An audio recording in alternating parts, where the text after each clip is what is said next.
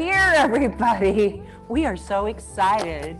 This is going to be a fun night, and we're just really grateful you're here. I feel like we should say the Pledge of Allegiance or something, but we don't have a flag, so I want you to know that's how we always start events. So here we are. We're going to have a great night. It's all about you because you're the members, the supporters, the people who keep us going, because we got a great mission to deliver, and we're excited about it. So tonight I have Austin Umdahl, who is ocular artistry, and he's an intern with videography.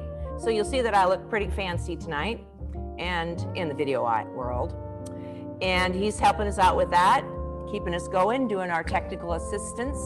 And he's also helping us with other videos that we'll be shooting on our website and in other places that you see us in the near future. Also want to tell you a little bit about our website. There's a few things that have been going on with that. Ace Forte Creative is our website host.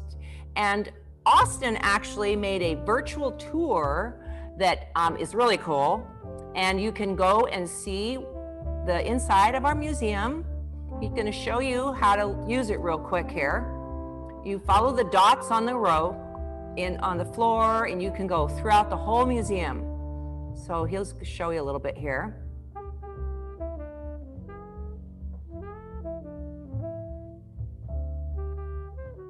There you go. So now you can go, you're in the PX where all of our great merchandise is.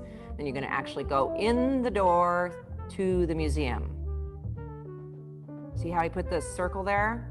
And you can turn around into 360. You see there's work in progress. You can get up close and look at things. It's pretty cool. And this was done a little bit while we still have some things in the work, and actually things have changed a lot since we did this.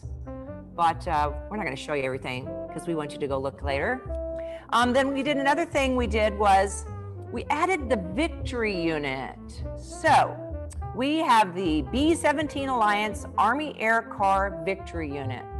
So as a member, you give annually, or you can join our Victory Unit and give on a monthly basis if that works better for you. You can give as little as $5 a month. And we outline exactly what that money helps us purchase for the restoration of the Lacey Lady. So that's pretty cool. So we also, on that page, you'll see Operation Preservation. And that's a page where we're going to be updating on a monthly basis, just to kind of let you know new projects that we're working on. Okay?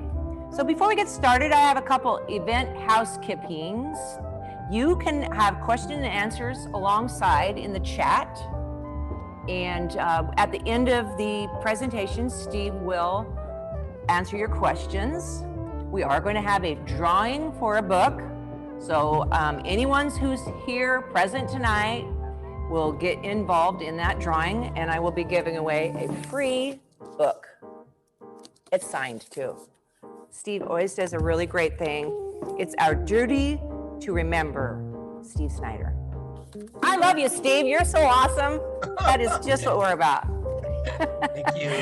Okay, so how to purchase a book. We're going to have a book giveaway, and you can go online on our website, b17alliance.com, and purchase a book. And because you are supporters, I'm giving you a secret code. Put in at checkout, members, and you will get additional $4 off on the book. Okay?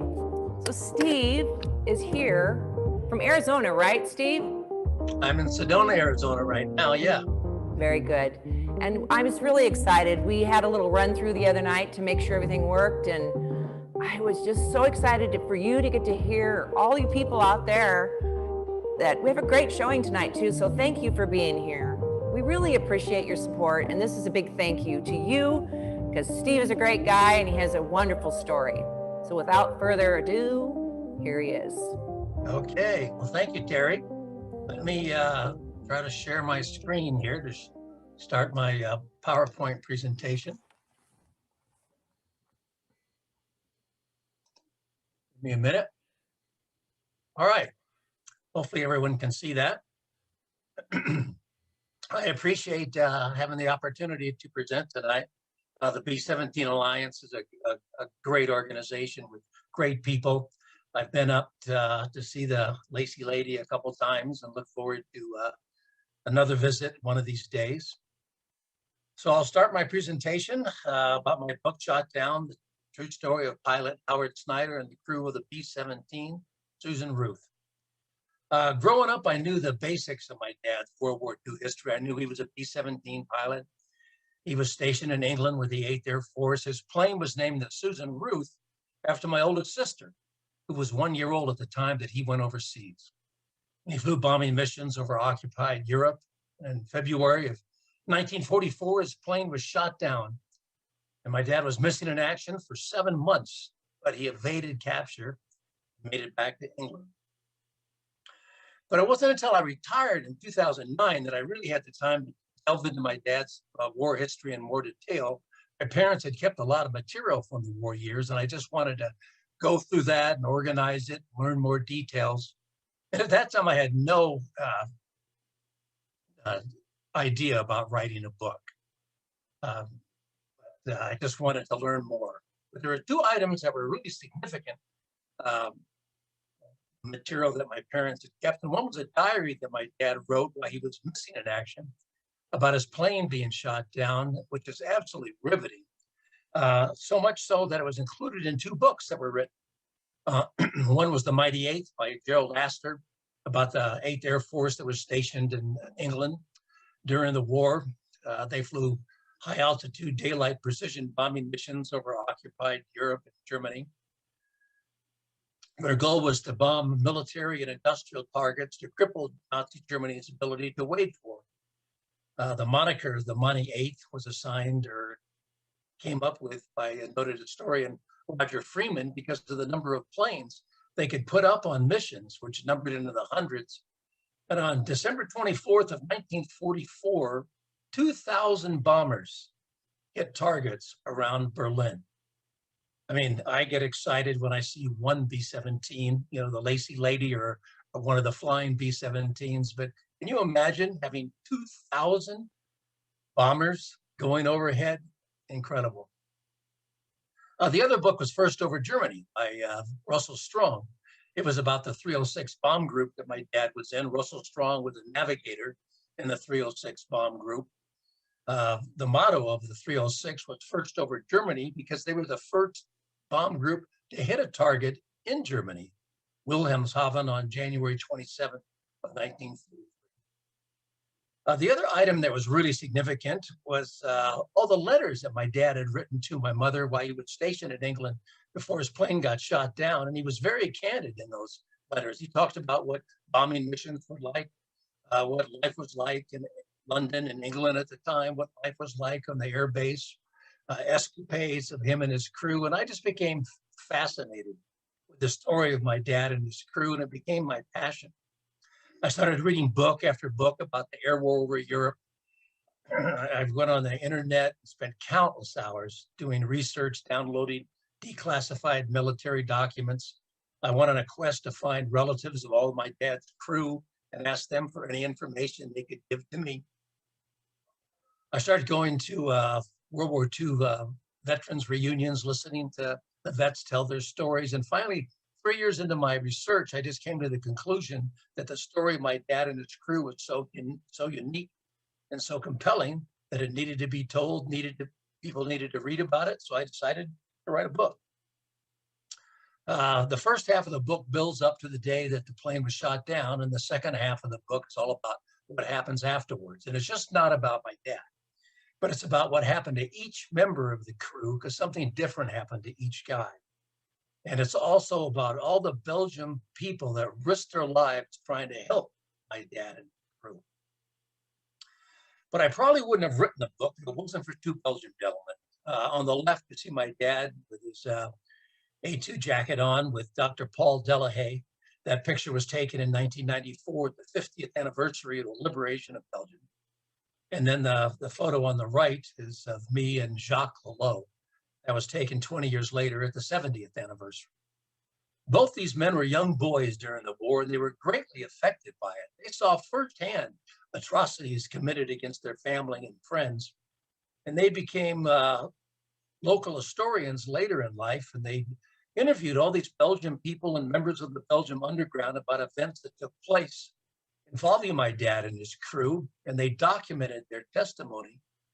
And they gave me unbelievably detailed information about events that took place that would have been lost forever without their dedicated research. So I owe them a huge debt. Initially, my dad didn't go into the Air Force as a result of the first peacetime draft initiated in the fall of 1940 by President Franklin Roosevelt.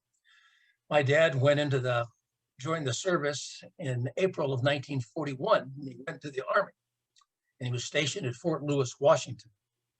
And at the time, prior to the war starting, the U.S. military was woefully weak. They ranked 18th in the world in military strength. We were very ill-equipped as well, as you can tell by the World War I vintage uniform that my dad has on here. Well, 3 months later, in July, my dad married Ruth Hempel at First Lutheran Church in Pasadena, California, where it was right after she graduated from UCLA, where she was a classmate of the legendary Jackie Robinson. My mother was born and raised in Pasadena, as was I. I also went to UCLA.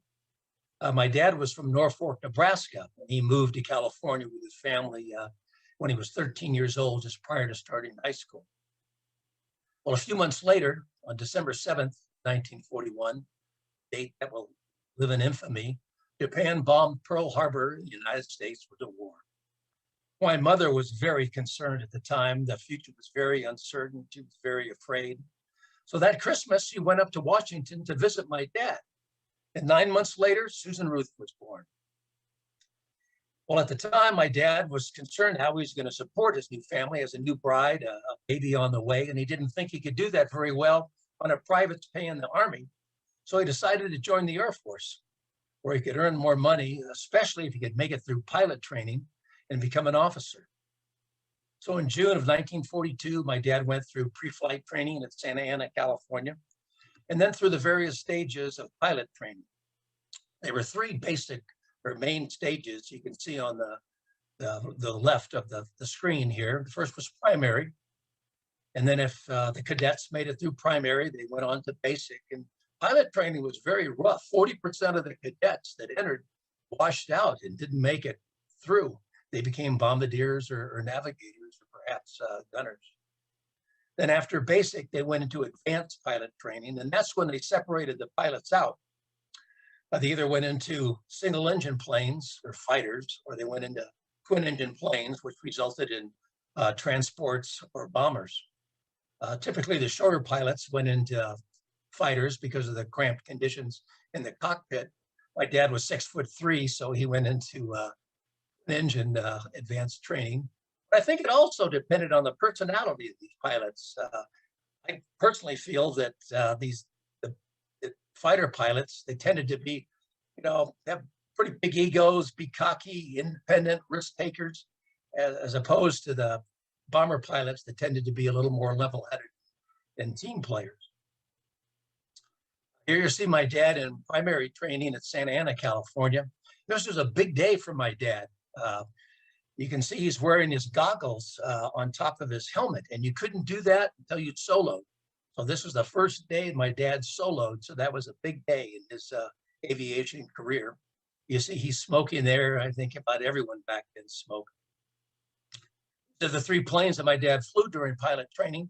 In primary, up on top, he flew a Stearman biplane.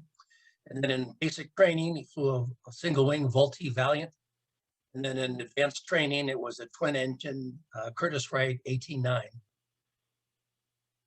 He graduated from pilot training in Douglas, Arizona in April of 1943, where he earned his commission as a second lieutenant in his pilot's wing. And then from there, he went on to transitional training, where he learned how to fly a 4-engine B-17 bomber at Pio, Texas. And then from there, he went to Dalhart, Texas, where the various members of the crew came together and they learned to operate as a team.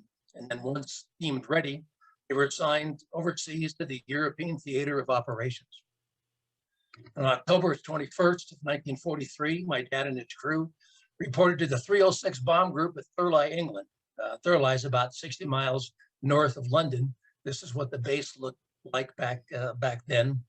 It's no longer there, but the surrounding countryside pretty much looks the same with these little farms and small country roads. Well, there is a nice little museum there. My wife and I have been to a couple times. It's really special. Here you see the insignia of the 306 Bomb Group. In the 8th Air Force, there were 3 air divisions. The 306 was in the 1st Air Division, which was signified by a triangle. And then each bomb group that was in the mighty 8th Air Force was signified by a letter. The 306 Bomb Group was signified by the letter H. So you have the triangle H. Not only was the 306 Bomb Group the first bomb group to hit a target in Germany, but they were the longest serving bomb group in the 8th Air Force. They reported to England in September of 1942, and they didn't return home until December of 1946. They stayed on after the war, involved in the Casey Jones project, which was the photo aerial mapping of Western Europe and Northern Africa. Most of you have seen, most likely, the movie 12 O'Clock High, starring Gregory Peck. Well, that was based on a true story about the 306 Bomb Group. The fictitious bomb group in the movie, the 9/18th, was derived by multiplying the 306 by 3. Another distinction the 306 Bomb Group had was that their flight surgeon, Dr. Thurman Schuler, was responsible for convincing 8th Bomber Command General Ira Ecker to implement a mission limit in the spring of 1943. Up until that time, there were no mission limits. These bomber combat crews would just keep flying, and pretty soon they learned or figured out that they would never make it back home. Either they would be killed or they'd be shot down and become prisoners of war. And the morale was going into the tank. So Dr. Schuler suggested that they implement a mission limit of 20. General Aker set it at 25, but at least they had a light at the end of the tunnel and something they could shoot at and have the belief that maybe they could make it back home.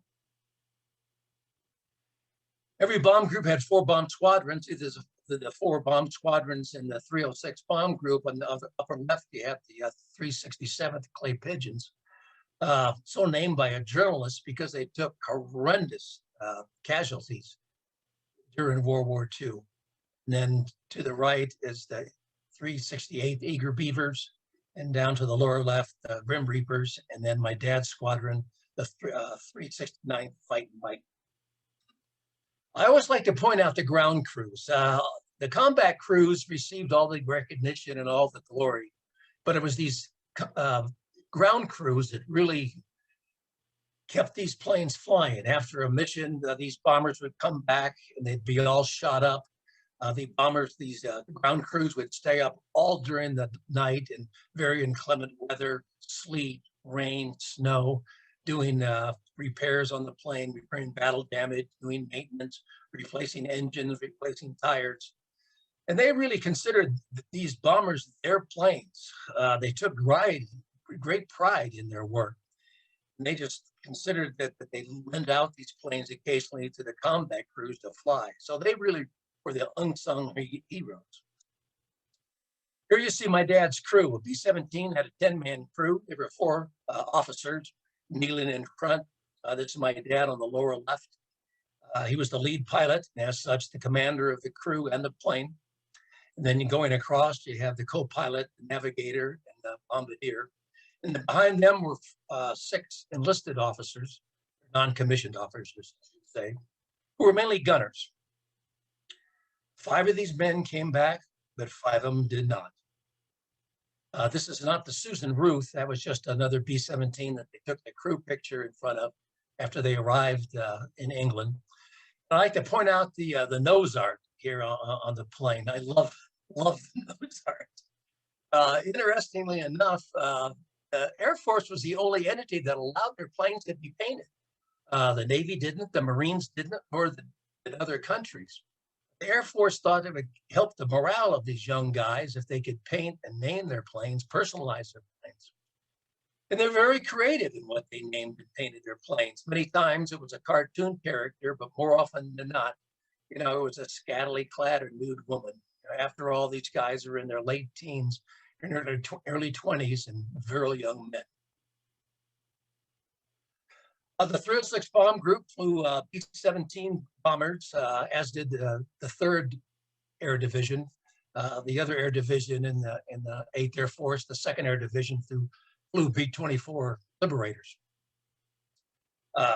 B-17 was nicknamed the Flying Fortress because they had 13 50 caliber machine guns on the plane, and put out a tremendous amount of firepower. And also they could take a tremendous amount of battle damage and continue flying. In Europe, there were 3 models of the B-17 that were flown. The first was the E model, but they only built about 500 of those, so they were quickly phased out by the F model. And then they were phased out in the fall of 1943 by the definitive B-17 model, the G model. You can always tell the G model by the chin turret underneath the nose of the plane. Every B-17, or a bomber for that matter, had identification numbers, tail markings on the plane. Here again, you see the triangle of the 1st Air Division and the 8th of the 306 Bomb Group. And then they had an identification number on the plane that was assigned by the manufacturer of the bombers. The Boeing company actually designed and produced 64% of the B-17s, but the Lockheed Vega and the Douglas Aircraft Company also each produced 18%. Here you see the crew positions on the plane. Again, this was the G model with the chin turret up in the nose of the plane. You had the navigator, the bombardier, the 2 pilots, flight engineer, the bomb bay, the radio operator, the belly gunner, 2 tail gunners, and then the waist gunner. In the bomb bay, the bombs hung on racks in the bomb bay. Here you can see them hanging there on the racks. And there was a narrow catwalk that's going through the bomb bay. This young boy is only 8 years old. You can see how narrow how cramped that was in there. And if you've never been inside a B-17, you really have no idea how cramped it was. It was more cramped in a B-17 than a submarine.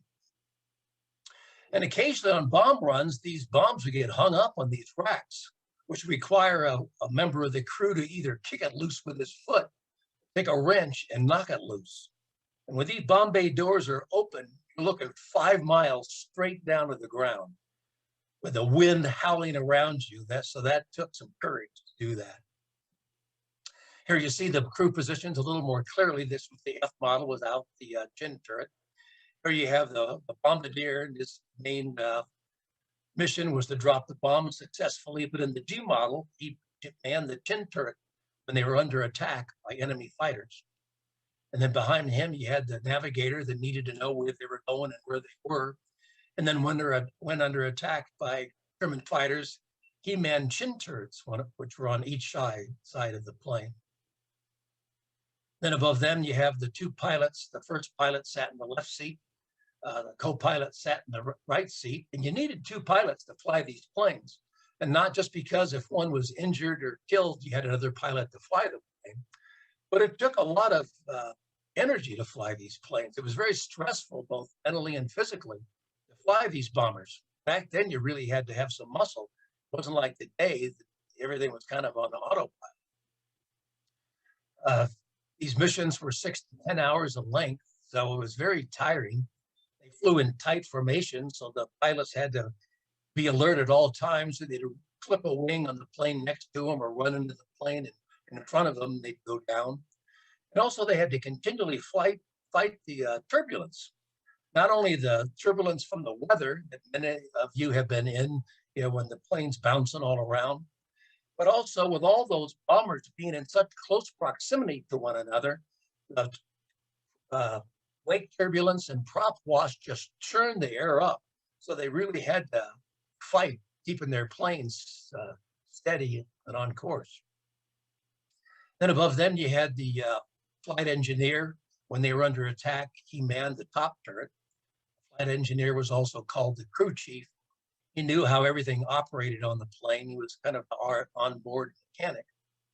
and he helped monitor all the instruments that were in the cockpit. There were over 250 dial switches, toggles in the control panel here, and the flight engineer peered over the pilot's shoulders to help monitor engine performance and fuel consumption. And behind the bomb bay, you had the radio operator. That was the most comfortable position on the plane. He had kind of a roomy compartment, a chair to sit at. Then the most cramped position on the plane was the ball turret underneath the plane. Again, these missions were 6 to 10 hours, and he was in a fetal position all for most of that time, which was very uncomfortable. And above the ball turret, you had 2 waist gunners, which were the most exposed positions on the plane, and then another very cramped position on the plane, the tail gunner. My dad flew his first mission on November 3rd of 1943, a mission to Wilhelmshaven. It was the first time the 8th Air Force put up over 500 bombers on a mission. And flying combat was unbelievably brutal and extremely dangerous. 26,000 men died in the 8th Air Force, which was more than the entire Marine Corps fighting in the Pacific. Another 28,000 men in the 8th Air Force became prisoners of war after their bombers were knocked out of the sky by either German fighters or anti-aircraft fire.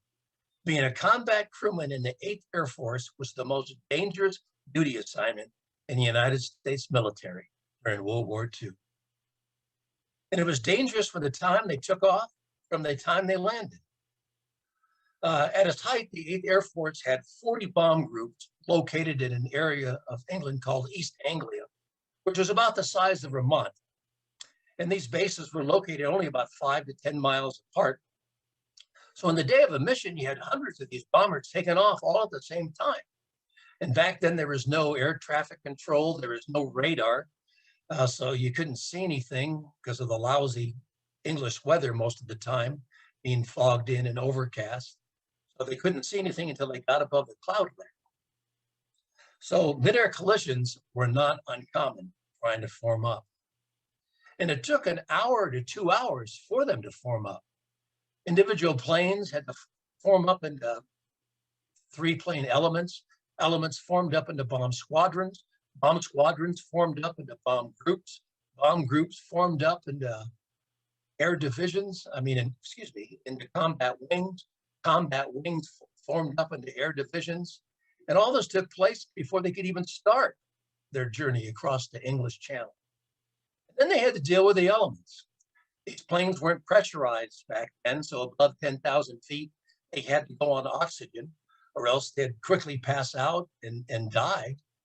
And then it was extremely cold at that altitude that they were flying. It was minus 40 to 60 degrees below zero. So frostbite was a huge problem.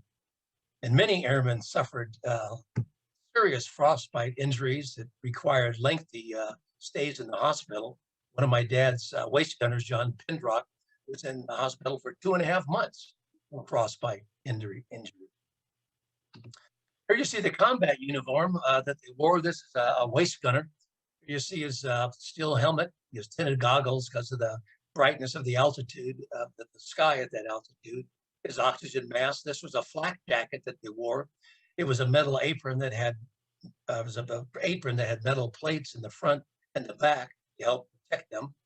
Here is fleece-lined jacket, fleece-lined pants, thermal boots, and thermal gloves. And here you see this belt here. That was their parachute harness. And they didn't actually wear their parachutes in the plane because it was so cramped. So if they needed to bail out, they had to have their wits about them to find their parachute to begin with, and then clip it on hooks on the back of the harness and then bail out of the plane. Here you see the nose art again. This is actually a B-24, not a B-17. The next thing they had to deal with enemy fighters. Germany had radar stations set up along the continental coast of Europe. So the Germans knew when these bomber formations were crossing the channel and heading over into their territory. And then they'd send up their Air Force, the Luftwaffe, to intercept them. At the beginning of the war, it was 8th Bomber Command's belief that these heavily, armed bombers with all these machine guns and flying in tight formations and hundreds of bombers at a time could defend themselves from the Luftwaffe. And they flew, well, I forgot about this one, excuse me. Here you have another image of a waist gunner firing his 50 caliber machine guns, fighting off the Luftwaffe, again with his flak jacket. You see all these spent shells down here on the floor. And that was like stepping on ball bearings or marbles. The ammunition for these guns came in belts of 27 feet long. So they said if a gunner fired the whole belt, he fired the whole 9 yards.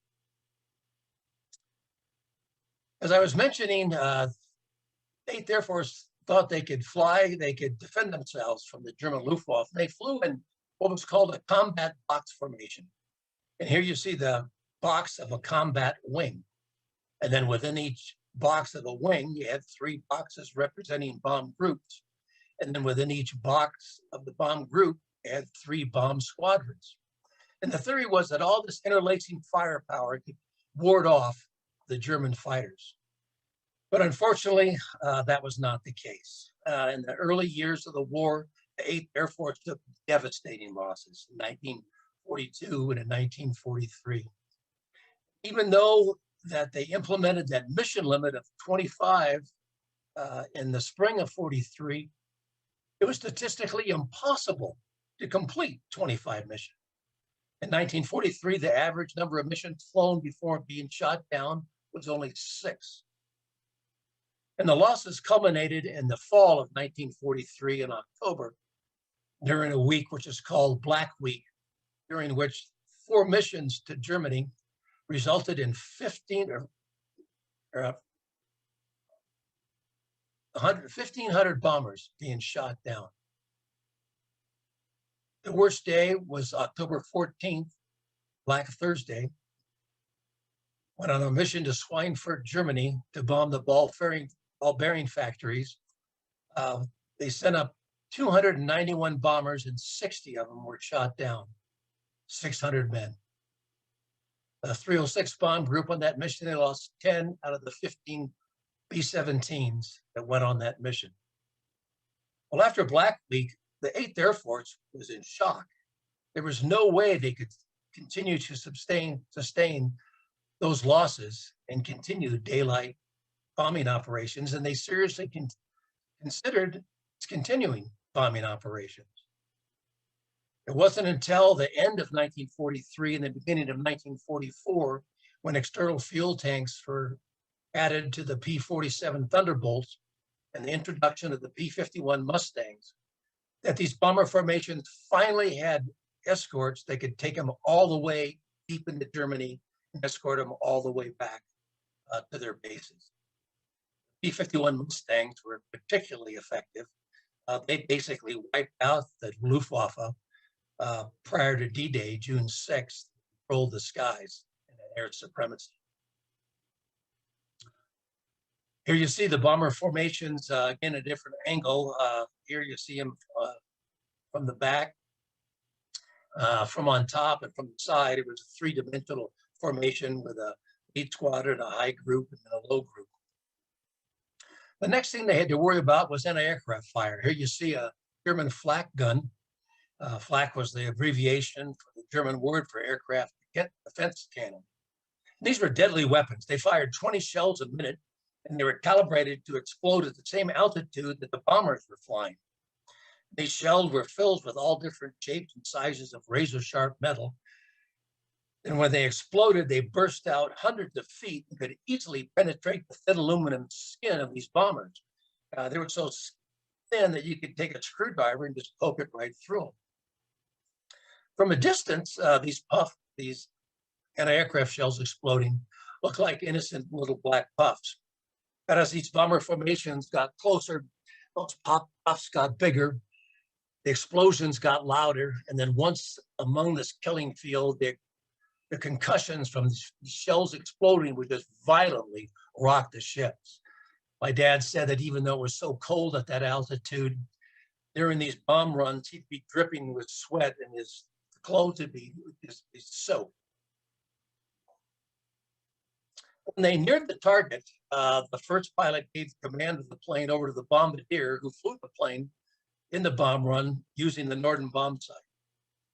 It was a revolutionary device at the time. It was tied into the autopilot of the plane.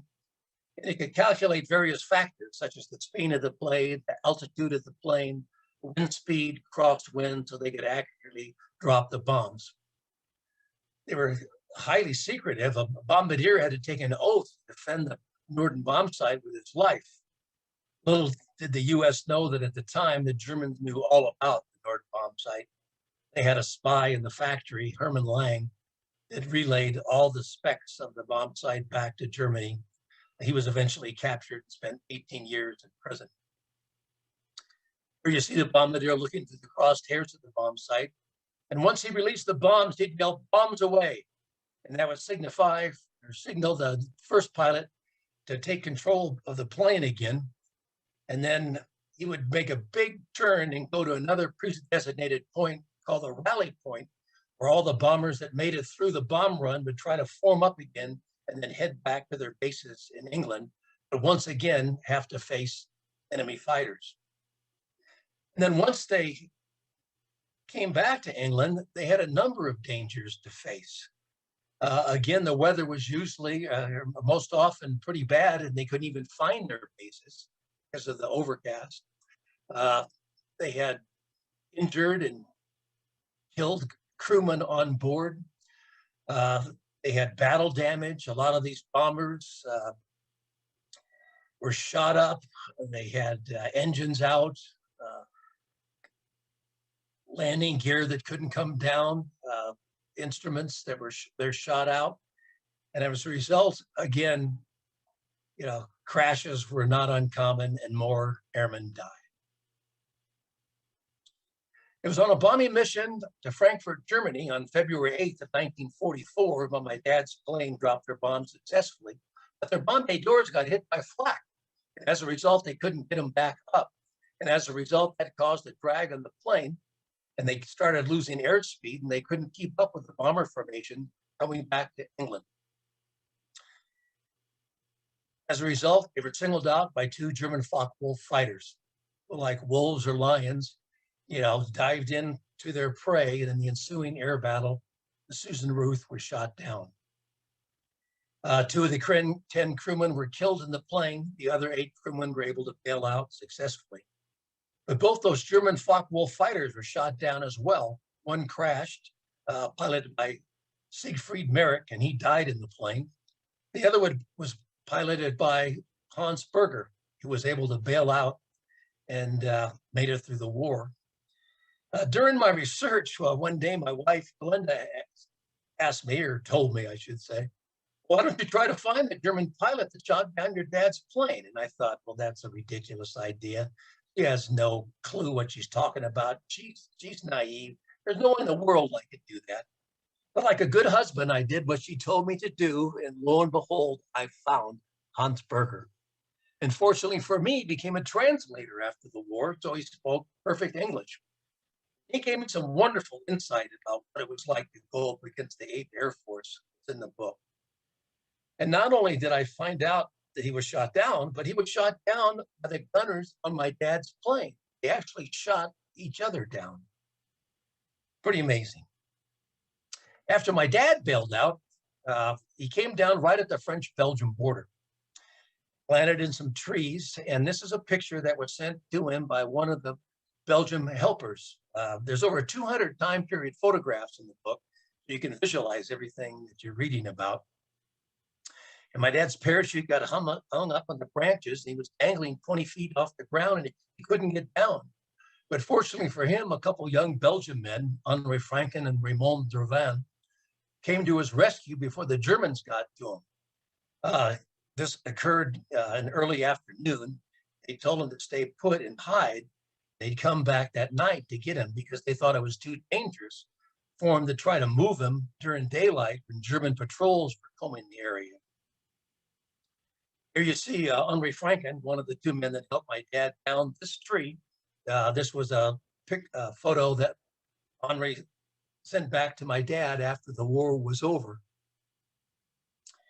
That night, they came back and got him, and they took him to the Duvan farmhouse, which is right at the French-Belgian border. That house is still there today.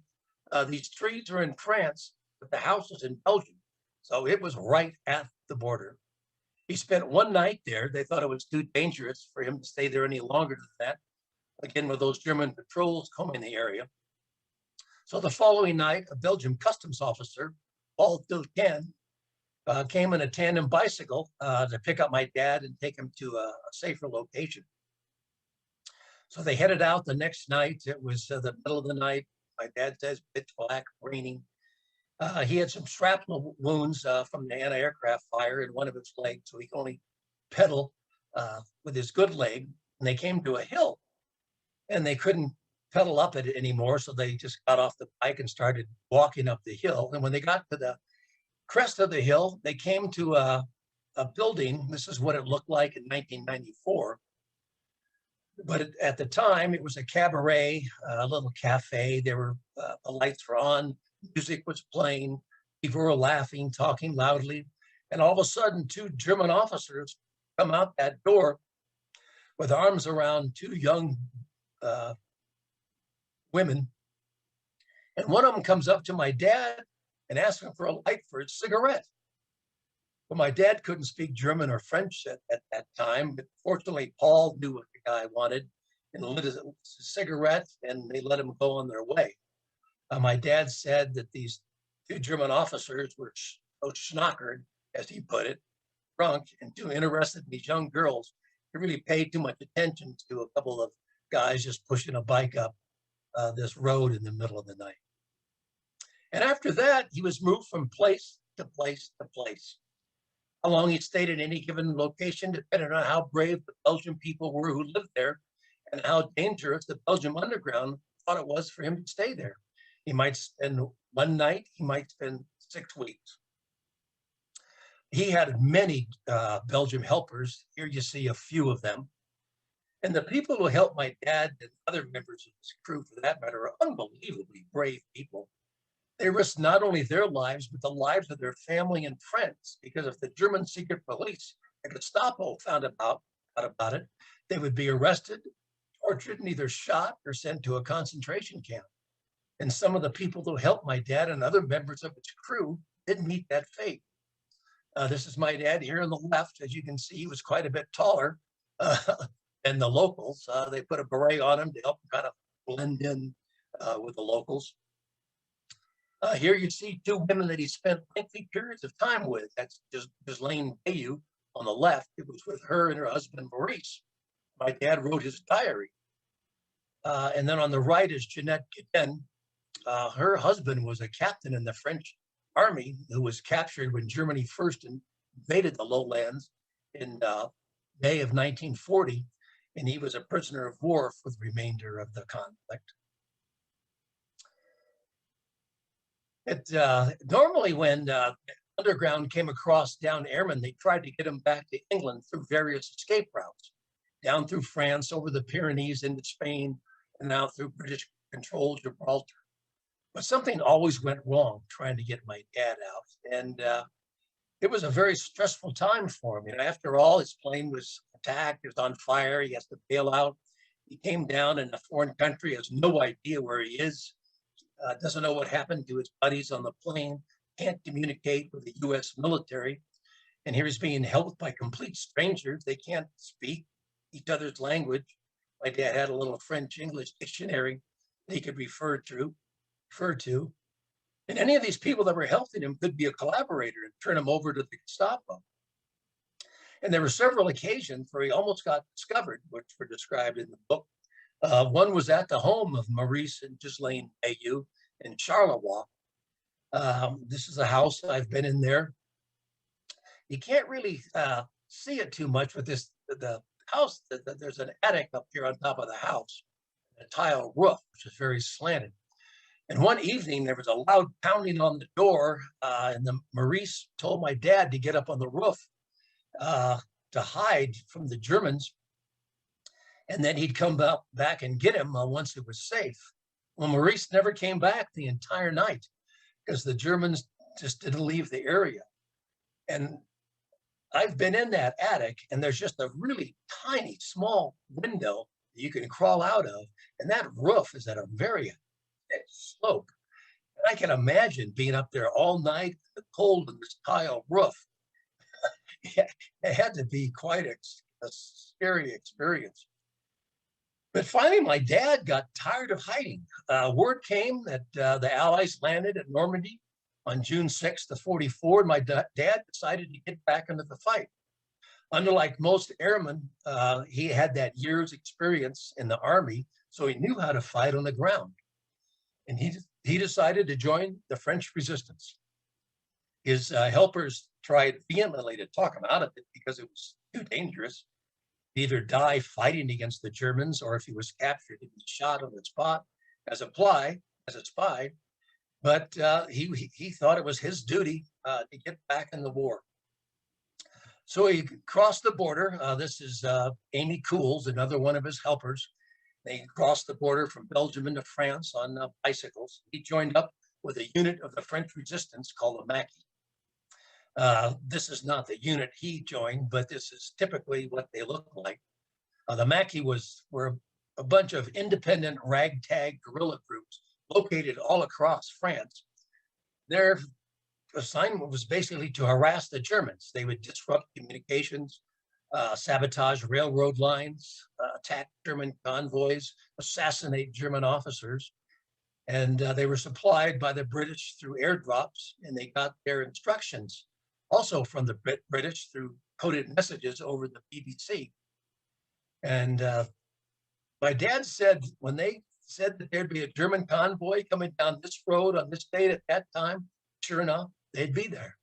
And that was the result of the British cracking the German Enigma code and knowing everything that the Germans were up to.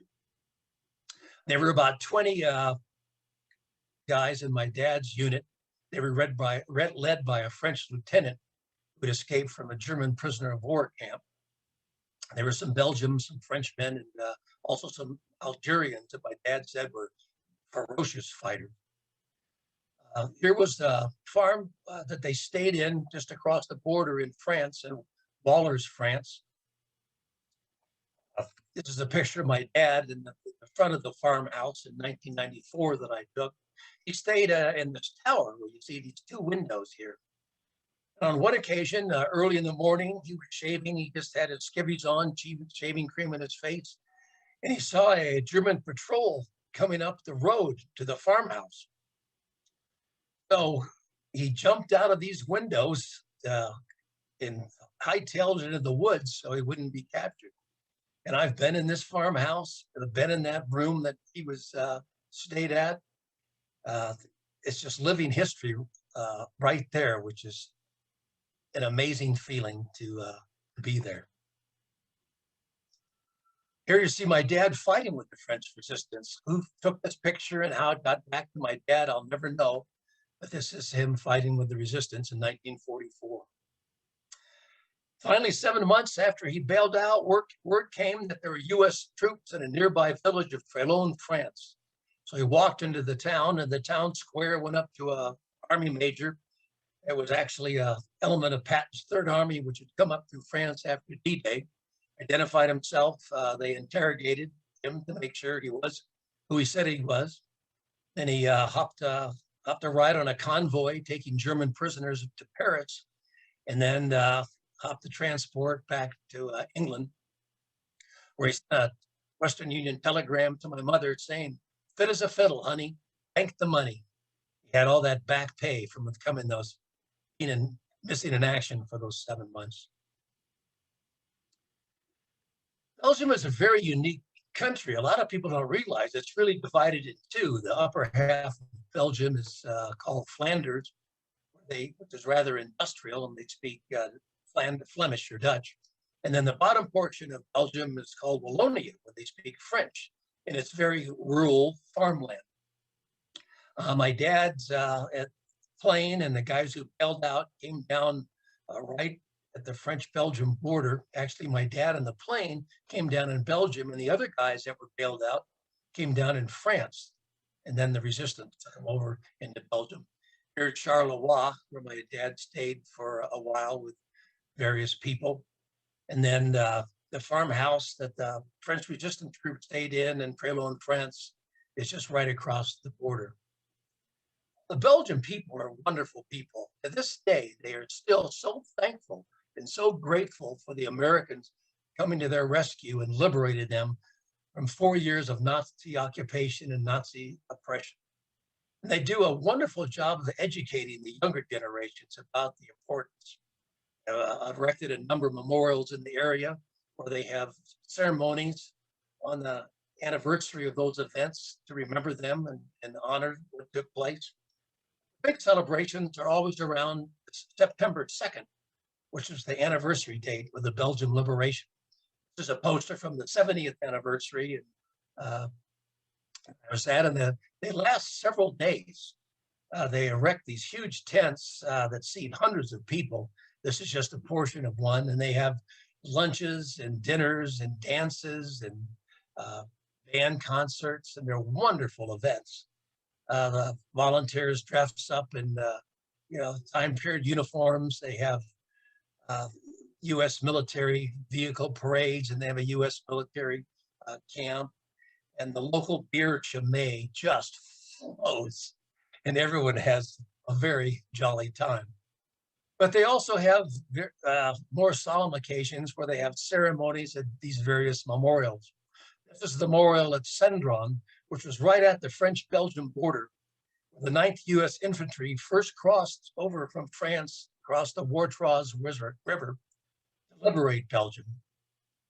All the dignitaries come out, all the villagers show up. The U.S. military is there, the Belgian military, the French military. And again, you see all the young people right up front here, emphasizing the importance of these events. Here's a memorial that was erected to my dad and his crew in 1989. And like most World War II veterans, my dad didn't talk a lot about the war until he went over with 3 other members of his crew that were still living at the time for the dedication of the memorial. And there he was reunited with people that hid him during the war, revisited these places where he was hidden, and that brought it all back, and he started talking about it after that. Here you see my dad at the dedication of the memorial. This is Dr. Paula Delahaye that I mentioned earlier. Here's my dad, and then 3 of his helpers. This is Jeanette Cadden, who was in that earlier photo that I showed you. This is Nellie Tilcan. That was a wife of the Belgium customs officer, Paul Tilcan, who came and took my dad on that tandem bicycle. A couple months after he helped my dad, he was arrested by the Gestapo, tortured, sent to prison, and narrowly escaped being executed. But he died at a fairly young age because of the beatings and torture that he took. And then this gentleman is Raymond Dervin. He was that other young Belgian that helped my dad down from the trees. I've been to Belgium 6 times, and on 2 of those trips, I've continued on to Munich, Germany to visit that Luftwaffe pilot that shot down my dad's plane, Hans Berger. This is at his apartment in Munich. Here he is in his apartment. He has his fighter jacket on, wearing his Iron Cross. He shot down 7 B-17s and 1 Spitfire. He himself was shot down by 3, he was shot down 3 times and made it through the war. And most all of his friends were shot down and killed. A lot of people ask me, well, how can you like this guy that shot down your dad's plane? But Hans and I have developed a wonderful friendship. He was pretty much like U.S. flyers. He was 19, 20 years old at the time, fighting for his country, trying to do a job and trying to stay alive. He said it was unfortunate they had to be shooting at each other, but that was war. He probably wouldn't have made it through the war, except near the end, he became a test pilot for the Henkel HE-162 single engine jet fighter that the Nazis were trying to develop and never really got into the war. But that probably saved his life. Here after his apartment, went over to the Hofbrau house to have a nice Augustiner beer. So I cherish Hans's friendship. There was no other event in history that affected my dad more than World War II. It was the defining moment of his life. And at one point in time, my father's life and Hans' life crossed paths. So Hans is a part of my dad's life. He's a part of my story. My dad's story, I should say. Here you see my dad and I in 2004 at the World War II Memorial. He wanted to see it before he died. I accompanied him to a reunion for the Air Force's Escape and Evasion Society. And this was right before its official dedication. And that was the last trip he ever took. 3 years later, in 2007, my dad died at the age of 91. He wasn't the last crew member to die, but he was the oldest. And virtually all the World War II veterans are in their 90s or hundreds today. This chart is a little outdated, but at the end of the war, there were 16 million veterans. And today there's less than 3% of those great men left. There was no other event in history that affected more people than World War II. 60 million people died. Millions more were wounded. Millions more were left homeless and displaced. It changed the course in the United States forever. And the brave young men who fought and died for freedom must never be forgotten. It is our duty to remember. Thank you.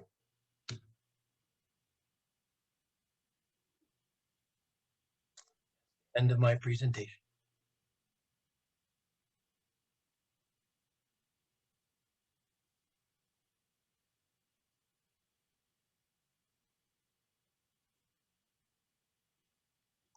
Anyone still there? Oh. I wasn't ready. I didn't realize it was time. Oh, okay. So that was fabulous. I'm kind of speechless because there was so much detail and so much history, and you taught me many things. So I just want to thank you so much for doing that. My pleasure. Yeah, I am so fortunate to know so much about my dad's World War II history and about his crew and what happened. You know, and most years, not last year because of COVID, I go around the country attending air shows, signing copies of my book, and I do a lot of PowerPoint presentations to various organizations. And the vast majority of people I meet, they know very little about their veteran because their veteran didn't talk about the war. Yeah, you're And right. so They did it. I am so blessed to have known I'm so so much. thankful that you took the interest to find out. Well, just one thing led to another. It's changed my life since I wrote the book, and I can't wait to get back to Belgium. Every time I go to Belgium, I learn a little something new that I didn't know before. It's incredible. I just wish that more people were able to know the particulars about their veterans' experiences, because as I said, they are the greatest generation. They really are. And that's why I was so excited about it, you telling your story. 3% being left. That's why it's so important that we do what we do, building a World War II education center, restoring the Lacey Lady. Hey, and by the way, if you haven't been on a B-17, there's going to be one in the Salem Airport, August 30th through September 7th. So Sentimental Journey is coming to town. So we're very excited. And you can see that inside, that passway that you showed that's so thin. Yeah, it's 8 inches wide, that catwalk. 8 inches. Yeah. Yeah. Okay, so we have a winner. Oh, you are kidding me. Stanton Ricky, you win the book. Stanton Ricky is 100 years old. He's a World War II B-17 pilot. Oh, my word. A veteran of 3 wars. He's a very good friend. We love him so much. He tells great stories. I love it. Fabulous. Okay, Stanton, I'll be sending that to you. So anyway, we are going to resume Veterans Coffee Club on June 17th. So I hope you can come on the 10 a.m. Thursday the 3rd Thursday, sorry. August 14th, we're gonna have a fly-in at the Salem Airport. It's a one-day event, fly-in for food, tours, and the American spirit. And then, of course, August 30th through September 7th is the Sentimental Journey. And we'll have a Veterans Appreciation Day and lots of great tours. So we have one more thing to do to close. I know you're going to enjoy it. Just want to thank everybody again for being here. Thank you, Steve, so much. It was awesome. My pleasure. What you're doing, the B-17 Alliance, restoring a Lacey lady, that's living history right there. I admire what you're doing so much. Thank you. It's a big job, but I'm honored to do it. Really, I am. So you can buy the books on our website and you get $4 off with your members discount. Signed copies. Signed copies, yes. Okay, roll them.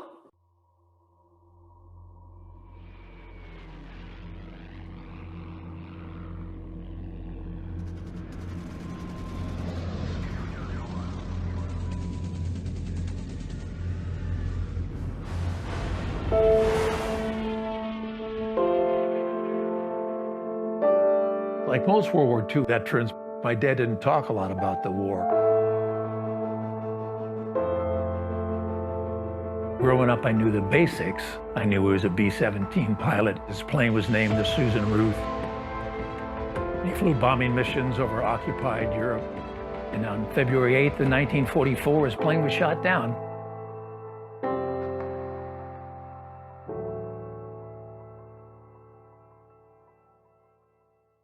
I had a wonderful relationship with my father. He was a tough guy, kind of a no-nonsense guy. We compared him to John Wayne. He was that type of character. My parents grew up in an area with tough times. They went through the Depression, and they were tough people as a result of that. World War II came along, and there was no other event in history that affected more people. When Japan bombed Pearl Harbor on December 7th, the country rallied. They believed in their cause, and they were willing to sacrifice all to achieve victory. Flying combat was incredibly dangerous. The average number of missions flown before being shot down was 6. For these guys to keep going up, on mission after mission, knowing that the next one could be their last, took a lot of bravery and a lot of guts. I got shot down on my 8th mission. I was up in the air, and 2 Fox came in, and they shot the heck out of us. They came in about 1 o'clock. They just made one pass. Everything blew up. 2 of my men were killed in the plane. 2 evaded capture. I was one of them, and my tail gunner was the other. And then 3 of them got down safely, but they were picked up by the Germans, and they were interrogated, and then they were marched out into the woods and shot in the back of the head. 3 Belgian farmers saw the chute open, and they came running over, and they threw me a rope, pulled me up to the tree, and got me out of the tree. And one of them took me off into the woods and hid me. They were different personalities, of course. Some of them were brave, some of them were scared to death. The ones that were scared of hiding you, they'd move you very quick. The ones that weren't scared, you might stay there 6 weeks. They risked not only their lives, but the lives of their family and friends. If the German secret police, the Gestapo, found out about it, they'd be arrested, tortured, and either sent to a concentration camp or shot. And some of the people that helped my dad and his other members of the crew met that fate. Word came that the Allies had landed at Normandy on June 6th, so he knew they'd be coming up through France to liberate that area. His Belgian helpers accompanied him over the Belgian border into France and joined up with a unit of the French resistance called the Maquis. They would disrupt communications, sabotage railroad lines, attack convoys, assassinate German officers. And so he fought with them for a couple months. The very first hours of the 2nd of September 1944, few jeeps of the Reconnaissance Party of the 60th Infantry Regiment crossed the border, and there the Belgian population were waiting for the liberators. They were waiting that for 4 long years, and they saw the liberators coming in, and they were waving, they had flowers. It was very happy days for the whole people of Belgium. Word came that there were U.S. troops in a nearby village of Trélone, France. So he walked into the village, into the town square, up to an army major. My dad identified himself, and that ended his 7 months of missing in action.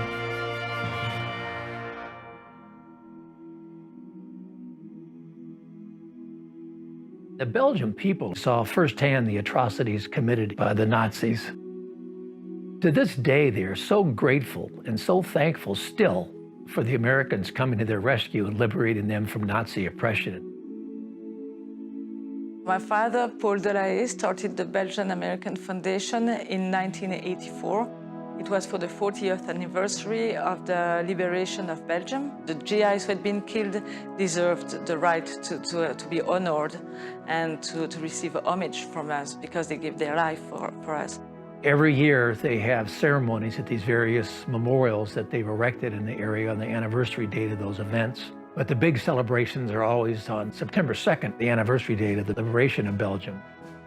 Your father came the first time in 1988. I remember him when he came the first time because we were very young, so that was the Americans. We had never seen Americans, you know, so that was a bit crazy. In 1994, I took my first trip to Belgium with my parents. There was an event. There were hundreds of people in this hall, and we were a little late arriving. My dad walked in, and the entire place stood up and started applauding, and it was really moving. You know, they treated him like he was the president of the United States. I'll never forget it. I got a whole new appreciation for my dad because, you know, I knew these stories, but, you know, you hear the stories, but, you know, they're not that personal to you. But when you're there and you've seen these places where the events took place, I've been in rooms where my dad was hidden. He was right here. He climbed out this window to get up on this roof. You know, the history is preserved right there. The locals really saved my dad's life. It's a war we fought together. He came here to liberate my country. Why wouldn't I help him? I corresponded with them from the time I got back to the States until they died. They're wonderful people. They're brave people. I mean, they risk their life to keep you from being captured.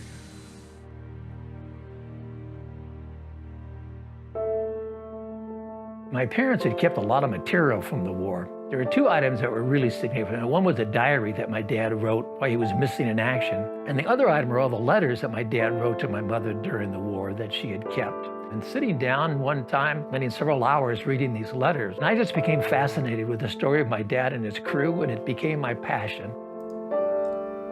I just came to the conclusion that the story of my dad and his crew was so unique and so compelling that it needed to be told. People needed to hear about it, and so I decided to write a book. Shot Down focuses on one crew and what happened to each member of that crew. That it just makes for a fascinating story, one that hasn't been told.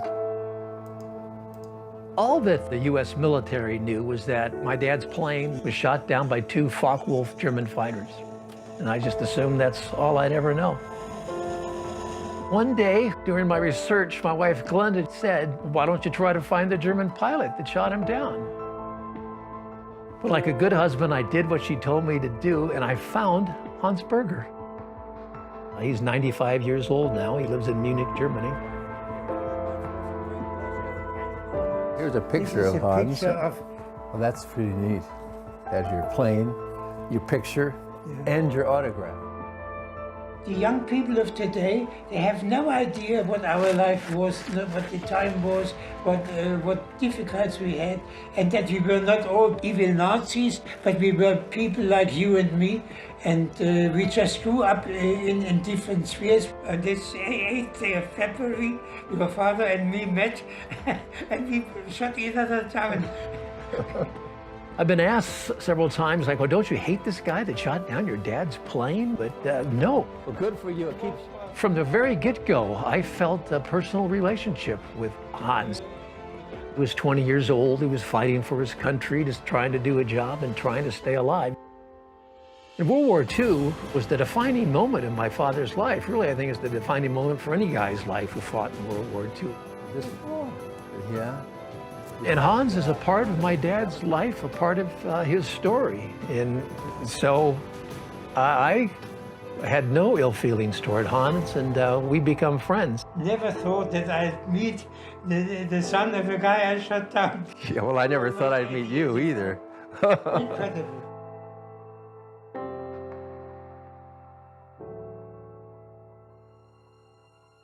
I know the facts, but more want to know the why or how he felt, because I never asked him about it until it was too late. Miss him?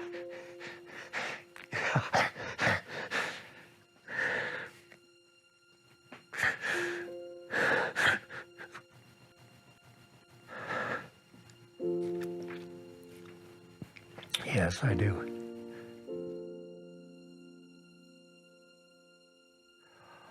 He was a great man. It's too bad that I didn't do all this while he was still living. We had a deep respect for the American troops who came and helped us. We know that if they didn't, the world wouldn't be the same today. I'm trying to do now the same with my kids. So I'd like them to learn about that, and first to learn respect towards the Americans who came and did it and sacrificed for us. I do think that we own them liberty. It's the less we can do. It's try to make sure they will never be forgotten. As World War II fades in the memory, people lose sight of what took place, what that generation fought for. Because, you know, the old expression, if you don't learn from history, you're going to repeat it. They say that for a reason. So it gives you appreciation for your freedom and maybe a better appreciation for the people that serve, and gives a better appreciation and value for your country. So that's really one of the reasons why I do what I do, is to try to keep the memory alive.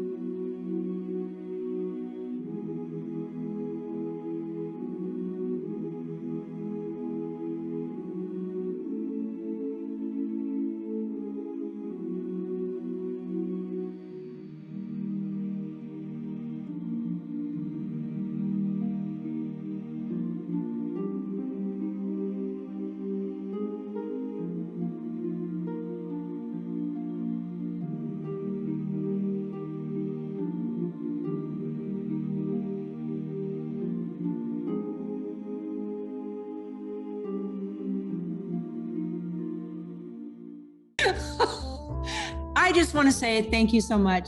God bless you all, and God bless America. Amen. Thank you so much for being here.